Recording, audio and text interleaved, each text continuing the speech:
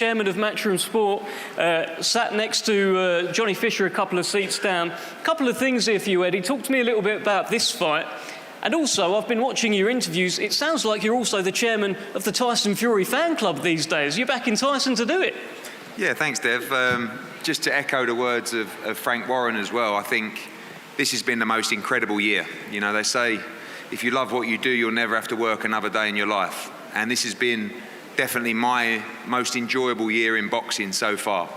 And I don't think myself or Frank or Spencer would have worked the way we have without the passion of His Excellency, because no one is getting myself and Frank Warren up at 5 o'clock in the morning to do a Zoom in our pajamas like His Excellency. And we do that because we share his passion for the sport. We like money, we all like money. And these fighters deserve as much money as possible. But we feel his energy, we feel his passion for the sport of boxing, and we embrace it.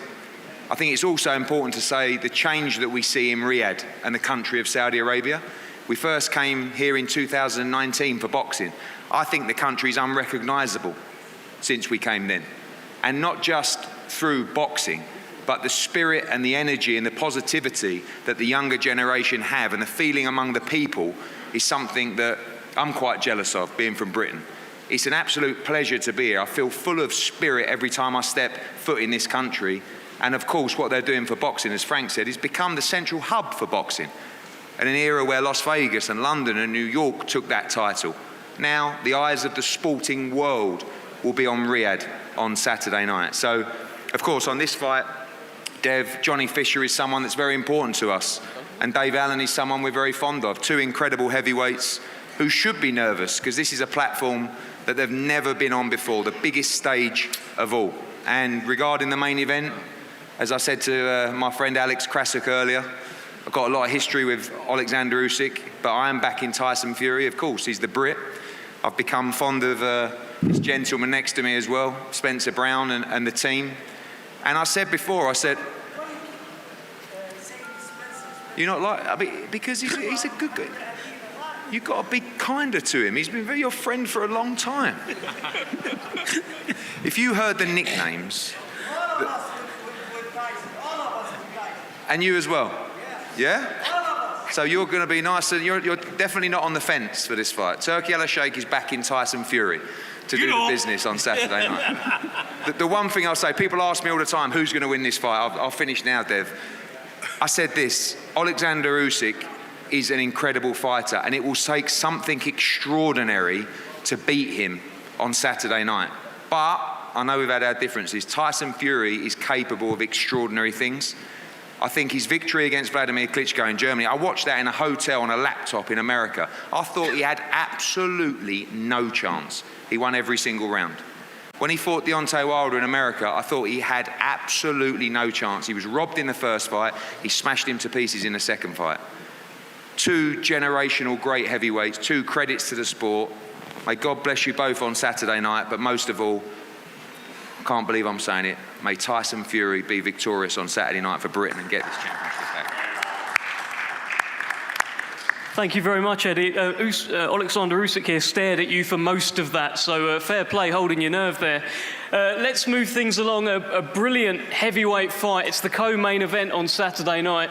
There is a young man here who many believe that when these fellas retire, when Fury and Usyk are gone and this current crop are gone, this man will be the one to carry the torch forward and be the heavyweight moving forward. 19 years old, Moses Itauma. But he's in tough, he's in deep. Dempsey McKean is by far the biggest test of his career. And we'll start with Dempsey McKean here. This is 10 rounds, by the way, for the WBO Intercontinental and vacant WBA International Heavyweight Championships. Dempsey McKean, now, you've just heard it from me. You've probably heard it all week. All the talks about Moses and what Moses can do and what he's going to go on to achieve. But you are a 6'6" Australian tower, and you got your own plans, right? Yeah, definitely. First and foremost, I'd like to thank His Excellency and the beautiful Kingdom of Saudi Arabia for hosting us, giving us a platform to be able to come here and fight and showcase it all. But yeah, it's all the Moses show at the moment, isn't it? But you know what, I don't mind. I'm kind of used to being the underdog a bit, especially with the Filip Hrgović fight. And You know, I've had a really good training camp. My sparring's been good. Everything's been on point, and I'm ready to disrupt the Moses show come Saturday. Okay, thank you very much, Dempsey. Let's bring in Moses Itauma. You've just heard from the man who is looking to disrupt the Moses Itauma show on Saturday night. What are you thinking? It didn't sound believable, I can't lie, but I want to start off by saying thank you very much, Turkey Al-Sheikh, for giving me this opportunity to fight on shows like this. Like, listen, I'm just a teenager from Chatham. It's mad that I'm underneath bright lights. I'm on the same table as Tyson Fury, Frank Warren, do you know what I mean, Eddie Hearn, Spencer, Oleksandr Usyk. I'm grateful. I'm grateful for this opportunity. I'm going to take it with both hands. And I'm living this up as much as I can. It's funny though, like, I'm 19-year-old, I only turned professional last year. Dempsey McKean's has double amounts of fights, and yet he's the underdog. Listen, I'm not looking past Dempsey. For me, this is like my world title fight. Thank you very much, Moses Itauma. A brilliant fight on Saturday night, Itauma against Dempsey McKean. Let's start talking again about the main event. Let's get a trainer's eye from Serge Lapin, part of the Usyk coaching team. And Serge, you've got 12 rounds of data now as a team. What's going to happen on Saturday? Have you had to change much? Give us your thoughts.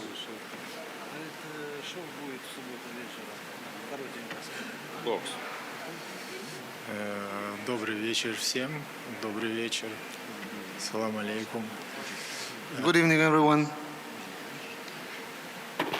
В субботу вечером будет противостояние двух боксеров. И один докажет еще раз другому, что такое настоящий бокс, что такое техника. И Ladies and gentlemen, so this upcoming Saturday night, we're going to have the battle of two great champions, where one of current champion will prove to the other one that he is the stronger man, and he will perform what real techniques is, what real tactics is. Усик чемпион, и суббота вечер это все покажет. Usyk is the champion, and you'll see that on Saturday night. Perfect. Thank you very much, Serge Lapin. Let's bring in legendary boxing promoter Bob Arum. And Bob, you are very much in the Tyson Fury camp. Give us your thoughts on Saturday night and where it sits historically as well. First, I want to say to everybody out there that this is the way you speak English, not like my British friends. Right? There's no accent at all. It's all plain syllables. And it's so much of a delight for me to be here in Riyadh, to be with my friend, His Excellency, who we've become really friends, and we enjoy each other, and that's very important. And looking to the fight, I'm not going to talk about great fights and great fighters, because it will be a great fight, and these are great fighters. But I'm not only been Tyson Fury co-promoter, but also I'm a Tyson Fury fan. And if anybody had watched the second Wilder fight, first one, remember, was a draw, and Wilder hit him with a punch that no human being could get up from, and Tyson did. And Tyson, in the second fight, knew what he had to do, and he won that fight in real one-sided way. And I'm looking forward to him fighting in that way and being successful on Saturday night. That being said, he's fighting a tough, skilled Ukrainian. And personally, like many Americans, I'm so proud of his people, the Ukrainian people, how hard they've been fighting and what they've been accomplishing, fighting a much bigger country. And never, never, never count out a Ukrainian. And Oleksandr Usyk typifies the strength of Ukraine, but he's in on Saturday night with one of the best heavyweights of all time, Tyson Fury, and I'm very confident that our man Tyson will emerge victorious. Thank you. Thank you very much, Bob Arum. Let's head back to the Usyk side of the table. Let's bring in Egis Klimas. Egis, you have been pretty active actually on social media, hammering home the point that your man's going to get the job done. Tell us why he's going to get the job done. Good evening, Riyadh. Beautiful, beautiful city, beautiful country. A little bit cold nowadays, but, well, never expected. Thank you, His Excellency. Thank you, people, for organizing this. Listen, Oleksandr Usyk has been the champion on the road. He's a warrior on the road. As you just heard a couple of minutes ago, we all for Tyson, we all together. In May here, last few months ago in May, Oleksandr Usyk proved to the whole world when he became undisputed champion of the world, winning against Tyson Fury. At that point, we as a team already fought. We don't have nothing else to prove. We did everything. Every single fight Oleksandr fought, he never fought at home. He fought in UK, he fought in the United States. When we became here to fight in Riyadh, it's always on the road. Now, after he's been already undisputed, we're coming here and we have to prove again, which is no problem.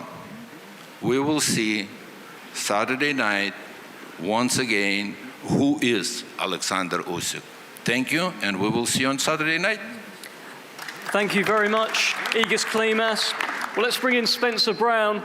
And Egis Klimas has made his case for Oleksandr Usyk. What is the case for Tyson Fury? Well, Tyson's done an amazing camp.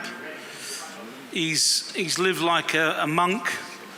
As you can see, he's very, very, very focused. He thinks that he's had something taken off him that he shouldn't have, and he wants it back. And on Saturday night, he will get it back. And I just listened to what Bob said about never put down about the Ukrainians. They're great fighting people. They are. But don't underestimate a gypsy man, a travelling man from Lancaster, who has fighting in his blood right the way through his family. His grandmother's grandmother could fight. His great-great-grandfather could fight. Everybody can fight. They have a great bloodline of fighting men. They are also warriors. So do not underestimate this man to my right. He's very focused, and we believe on Saturday night he's going to bring that belt back to England where it belongs. Thank you very much, Spencer Brown. Let's bring in Alex Krasik. Alex, last time we had a press conference, you had a lovely short poem for us. I'm curious as to what you have for us, and I emphasize short, here tonight. Salam alaikum, ladies and gentlemen. Besides that, it's an honor to be back to the new Mecca of boxing, to Saudi Arabia, to the beautiful city of Riyadh. It's also a pleasure to be hosted by such wonderful people who we know. Who could ever imagine that a small, common, young kid from Simferopol, from Crimea, one day becomes the two-time undisputed? His dream came true. Our dream came true. His fans' dreams came true. There is a man in the kingdom who has a habit of making dreams come true. Your Excellency, thank you very much. And one more gratitude goes to Gypsy King. We know that he's not very good at making the rematches, but we must admit that courage and bravery lives in his heart. Tyson, thank you for being here.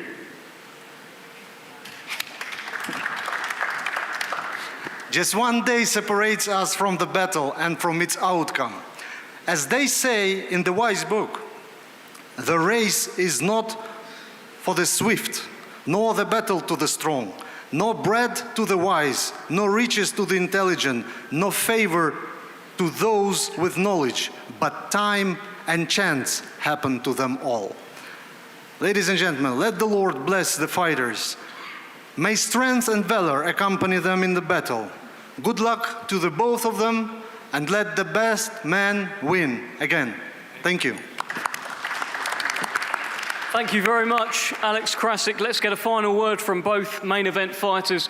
Tyson, in 2015, before you fought Vladimir Klitschko, you told him his time was over and your time is now. Before you boxed Deontay Wilder in the rematch, you told him you'd fight fire with fire and go through it. What would you like to tell Oleksandr Usyk before your rematch on Saturday night? Can't wait for Saturday night. Thank you, everybody involved. God bless. Thank you, Tyson. And final word to the defending champion. You've been telling Tyson Fury you will not leave him alone. What is your message to Tyson as we head into Saturday?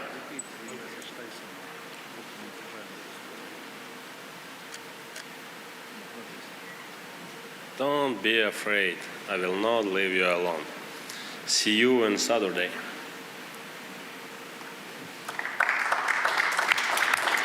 There we have it, ladies and gentlemen. Thank you very much. We're going to pose for face-offs just for the main event now, very shortly. Thank you.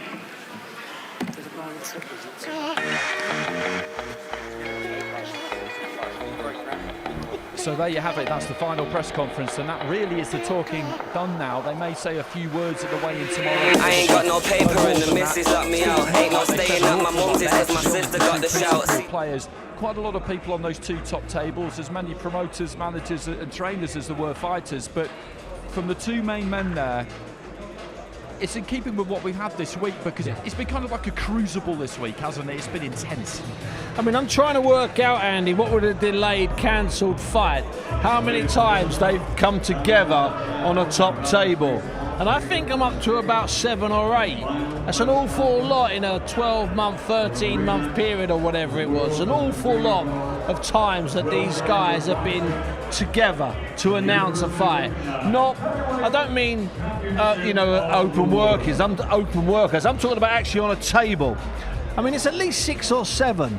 That's an awful lot. I mean, most fighters don't go through that many press conferences with opponents in their entire lives. And they've done it together, I think at least 6 or 7 times. Couple for the first one that fell out of bed, then one for the new one, then maybe one when they were here. This is at least the second time they've done this. The first, so we're on 7 or 8, comfy. Yeah, no, it must be, and you can see that Fury just cannot wait to get to Saturday night. He knows he's 1-0 down. He knows that there isn't really too much he can say when that's the score, and he hasn't really attempted to say too much. Usyk had another great entrance there. They're still enjoying this. They're still going to town a little bit. Alex Krasik got quite lyrical. They still got that glint in their eye, Team Usyk, that they always have, like they know something we don't. And in the past, they have known something that we don't. They've known how to beat whoever it is in the opposite corner.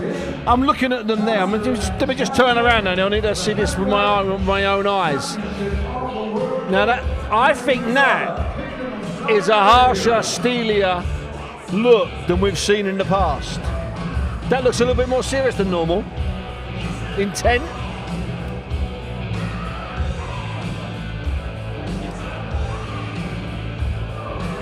No one's breaking that, Andy. No, it's going to be tricky. No one's breaking that now. To get them to turn away here, they might need a piece of paper to put it between them so that gaze This is quite broken. fiery, this. There's just a sense here that... Yeah, a real sense of something. Something could happen, because you see the security just gather, and you can feel it. You can feel that whiff of cordite sometimes, that something's about to go off. And you never felt that at any other stare-off between these two. This is the first time I've been present at one of their stare-offs. It's probably about the full 4/5 stare-off. It's never been this intense, never. And it's going to take one of the team members here to convince either one of them that this long stare down needs to be broken. They stared into each other's souls for 12 rounds, didn't they, back in May, and they saw no weakness, and they're continuing to do it now, and they still see They're still weakness, looking, but they've not found it, Andy. This is incredibly intense. It's maybe not going to set records for stare downs, but they've stared down now longer than they've ever done in the past, and it's about as intense as I've seen it. No comedy, no faces, just a glare and a stare. Neither one is twitching even a fibre of a muscle. They are absolutely still. They're like statues. How long do you leave them, Andy? What do you think? I don't really know how you go about separating people in this situation. I mentioned a piece of paper you can put between them just to break the gaze, but it takes quite a brave person, honestly, to put their hands on either one of these two in this kind of situation, because they're in the zone here. Yeah. They're not really aware of anything that's going on outside of this. They have no idea. And what's interesting, Alec Krasik, who I would expect to be on Usyk's shoulder, he's not. He's 4 people back.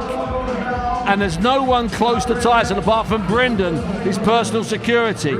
So I'm thinking it's going to be Brendan touches. I'm trying to see the body language of the people surrounding them, which way they fancy going, because this is really intense. It's amazing, they're not even blinking. It's like looking at a pair of waxworks in Madame Tussauds. And this is important to them now. It's gone on this long. You cannot be the first person to look away. Absolutely. After 30 seconds with a smile, you can do it. 40 seconds. But we've gone to a different level here. We've gone to a new arena for these two. Spencer Brown just craning his neck to get a good look over from the far side there. The cameramen staying exactly where they are. Alec Krasik just making a was motion. signalling to someone. Did you see that? Was he signalling to Sergey Lapin, maybe? Maybe.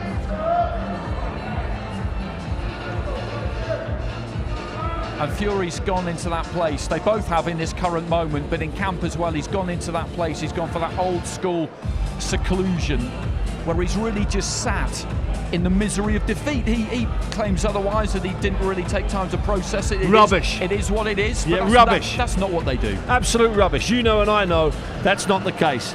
He's in a hole, he's been in a hole, and it's a dark hole and it's a black hole, and he's been in those places before. He's battled in his head every single moon and every single night, Oleksandr Usyk. He's never going to admit it, but we know it. You can see it in his eyes. This is amazing. I wish we'd have run a clock over this, Andy. How long is this going to go on for? Because, as you said, we've got to the point now, so far past the point of no return with this. Somebody is going to have to look away, and neither one of them is going to give any ground here. It's who gets out of the sauna first. Nobody wants to get out first. Perhaps we need here, this is when Frank Warren or Bob Arum. Bob Arum's left the stage. I believe Frank Warren has too. So we're left with other people, maybe people that would maybe have a risk stepping in between them. Turki Al-Sheikh left the stage several minutes ago.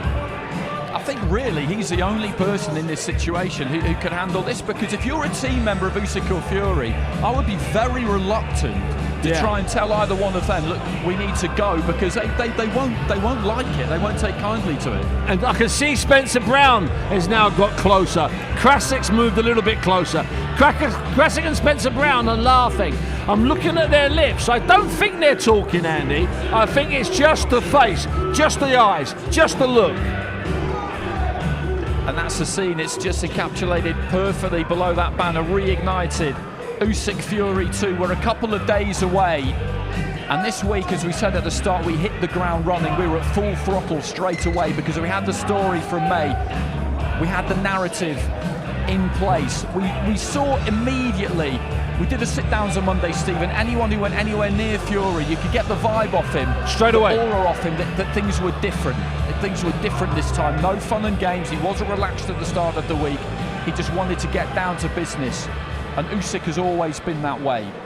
He's always been that way. And there's not really anything anyone can do here. Andy, I think we might be up to 6 or 7 minutes here. I really do. I wish we'd have kept a bit of movement from Fury. Just his shoulders moving. He's not talking, but they are nodding at each other. So they're communicating with their eyes, Andy. He threw us a feint there, Tyson, didn't he? Just a little movement, yeah. And people might wonder why this is important, why does it matter? You don't win a fight in a stare down, that's what people say, but when it gets to this kind of level, this kind of length, now it does matter. And Lennox Lewis would disagree with you. He said, I'd win my fights at the press conference, at the weigh-in, in the ring before the first bell. Everyone talks about Mike Tyson taking people's souls beforehand. He does it. Maurizio Sulaiman has just someone's pulling to the stage here. Maurizio Sulaiman is getting in the middle of the two of them. I saw Spencer Brown just kind of call him up, and they're trying to use him as that impartial. They're slightly further apart now, Andy, as well. There are now hundreds of people surrounding, cameras, lenses everywhere, microphones being dropped in. The security are trying to work out an easy exit way. The two boxers are now a foot further apart. Tyson shaking his head. There's a lot of people in the middle. Maurizio Sulaiman is pleading. He's pleading with Usyk, Andy, pleading. It's been going 7 minutes, I'm told. What they're going to have to do here is they're going to have to make sure these two both reverse out, aren't they? Nobody's going to want to turn around, but if they get them separated by enough distance, eventually they'll lose that eye contact. But Andy, they're in a standoff, a cul-de-sac of their own emotions. This is not going to be easy to reverse from. They're not going to break into smiles, shake each other's hands and walk off and grab a soft drink on the way to their hotel rooms. Well, somebody's holding up an accreditation there, and I think that was to try and break the stare. To try and break the stare. This is where Tyson Fury, being 6'9", is really unhelpful, because if you have somebody the same height or a couple of really big lads, you can get them in there and block his gaze. Maurizio Sulaiman of the WBC, he's now appealing to Brendan. Big Brendan, who goes everywhere with Tyson Fury. Brendan's talking back, and I don't think it's necessarily very good what he's saying. No one's going to break these two. They're going to do this until at some mutual point, or worse, something happens. Usyk's just kind of moving on the balls of his feet there. And people watching might be wondering, why doesn't somebody just get in and break this up? But these are two big men. These are two heavyweight fighters. And when you've been around them during these weeks, and you've done it so many times, and you get towards the business end, and they're flicking that switch, you've got to be careful around them. You have to be careful. They are talking now, Andy. Sorry for cutting across you. They are talking now, and that's generally a sign that we can get somewhere, because the focus, the pure staring, has been broken. Okay, a handkerchief is out. Somebody's trying to use that crimson handkerchief as a means of, again, breaking the gaze. I think Fury was saying to him there, I'm going to smash you to pieces, but he's got quite a lot to say. Usyk hasn't got anything to say. You're getting annihilated, I'm being told in my ear, is the content of what Fury's saying there. Well, if they're talking, they can lead to laughter. Laughter can end to this deadlock, this impasse being broken. I'm convinced of it. Okay, I think it looks like Usyk's giving him plenty back as well. I kind of feel for Maurizio Sulaiman here, to be honest, because he was dragged up there by Spencer Brown and given the responsibility of sorting this out, and there's not much he can do, really. Well, the good thing is he's now thought up a new idea. He's going to have a staring belt. Okay, so Brendan is coming in now. Now it's getting physical. Brendan's there. Tyson's not liking it. He's not having it at all. And that's the danger. Now Usyk's personal bodyguard is getting in between them. He's going to stand with his back to Tyson. We thought it might turn ugly, Andy. We're on the very edge now. 10 minutes. They've been standing in front of each other now 10 minutes. They're just increasing the distance between them, bit by bit by bit. They're just managing to ease him back.